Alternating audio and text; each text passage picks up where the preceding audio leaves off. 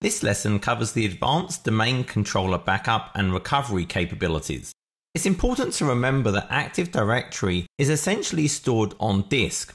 While it exposes itself through services such as LDAP and it replicates between the various domain controllers, fundamentally all the data is stored on disk in this C Windows NTDS folder by default. Now, when you run the DC Promo process, you can configure alternate locations for both the database and the log files. We can see here the ntds.dit file.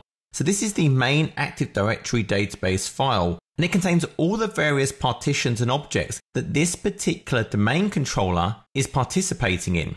And that's very important to remember. The Active Directory is not just one partition. Now, in the first versions of Active Directory, there was the domain partition for whichever domain the domain controller was in. There was a configuration partition for all the forest-wide configurations such as sites and some services. And then there was a schema partition, which really contained the blueprint of the Active Directory. There are actually more of them than they were in the past. As we saw in the DNS lesson, there are now domain DNS zones and forest DNS zones, just to store DNS information that's replicated between domain controllers, either within one domain or within a forest. I can see these with the NTDS util. So I'm going to run NTDS util. I'm going to say activate instance NTDS. Now, the reason I have to activate the instance NTDS is because NTDS util can also now be used if you have application partitions, just as the lightweight directory service. So I'm going to activate NTDS. I'm then going to go and view my partition management. I'm going to connect to a domain controller. It's going to use my current credentials for that. I'm going to quit, and then I can list all the partitions that this domain controller knows about. So notice it knows about that configuration, that forest-wide partition, the schema, its local domain, and then those forest DNS zones and domain DNS zones. If you have more than one domain in your environment, you're going to have different domain partitions and domain DNS zones for each of those domains. So it's very important when you think about backing up your Active Directory, you are backing up at least one domain controller from each of your different domains to ensure all of that data is being protected. Additionally, we also have log files. We have EDB, then hexadecimal log files, and I can actually go and see those extensions. I turn on my options, and I can say, don't hide my extensions. So you can see it's a log file. I also have a checkpoint file. So this is a checkpoint for the database with our current positions. And then there are some reserve files. So these don't actually do anything other than reserve space. So this is basically ensuring should the disk fill up, it could always use this space to create new log files as needed. In addition to these files, there's also the sysvol content for each domain. And these contain things like the group policies. Each of them has their own folder which matches the GUID ID of a group policy object that's replicated in AD. So these have to be protected. And essentially all of this together is known as the system state. So in a backup application such as Windows Server Backup, I can trigger a backup. This could be a schedule, or I can say a backup once. It's going to go and check my environment. And I can say, what do I want to back up? I can do custom, add, and say I need the system state. And that's the key part I need to be able to restore a domain controller, or maybe objects from the domain. It's very important to realize that, yes, Active Directory is replicating between the domain controllers, and you should always treat domain controllers like tin soldiers. If one goes down, you can just stand another one up in its place. So there may not be a big need to back up and restore domain controllers individually, because I can always get a new domain controller by running DC Promo, and it would replicate from another DC on the network. I have to remember which ones are the FSMO role holders and maybe move those as necessary, but typically it should be fairly easy to stand up a new domain controller.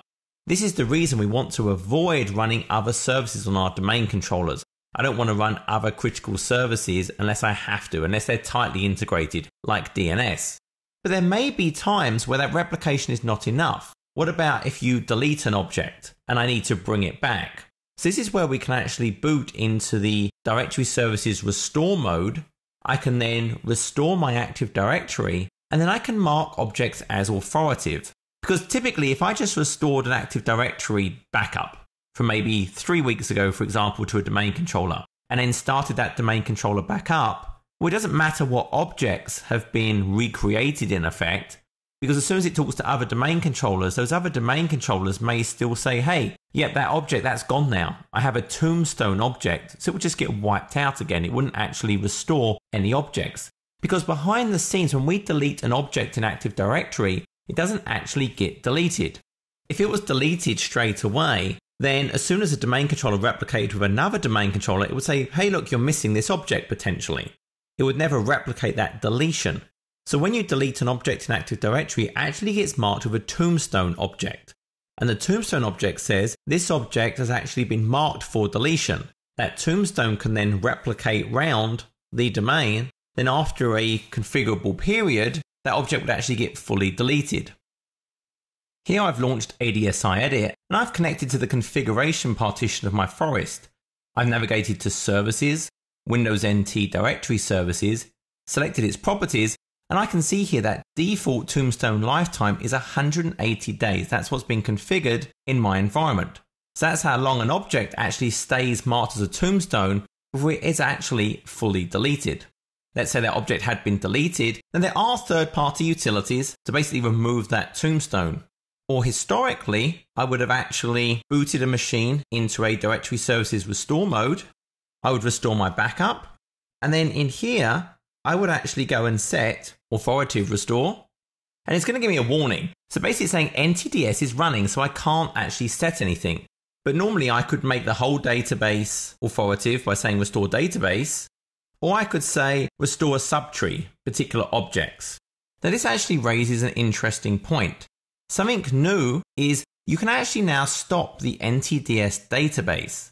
Whereas in the past I had to boot to directory services restore mode to do any management around the Active Directory, many actions I can now perform by just stopping the NTDS service, and it then acts like a member server. So I could, for example, defragment the Active Directory database, clean up objects, but I'm going to come to that in the next lesson.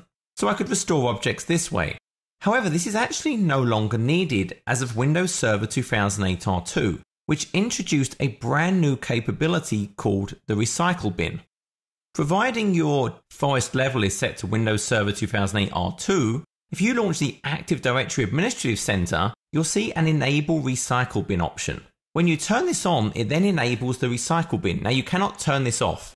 Once you enable it, you can never go back again. Once you enable the recycle bin, when you delete an object now, it basically goes into a recycled state. So it's marked as deleted, but it doesn't get tombstoned. And you can actually view them using the Deleted Objects node of the Active Directory Administrative Center. Now the amount of time it stays in this state, once again, depends on an attribute of your directory service. So I select my properties. I have an MSDS Deleted Object time. Now in mine, it's not actually set, which means it's going to use the default of 60 days, which would also be the tombstone default if you don't set any values. But as part of various domain upgrades, these values may have been set in your environment. So mine's 180, but my MSDS deleted object lifetime is not set, so it'll be using the default of 60. What this now means, I can easily undelete objects if it's been deleted, providing I've enabled that recycle bin. So I don't need to worry about authoritative backups anymore. I can just go into Active Directory Administrative Center or PowerShell and undelete those objects. To restore using PowerShell, I would just use the restore-ad object PowerShell commandlet. To summarize, enable the recycle bin if you can. You can go to that Windows Server 2008 R2 Forest mode. You can then easily restore objects, entire organizational units if they get deleted.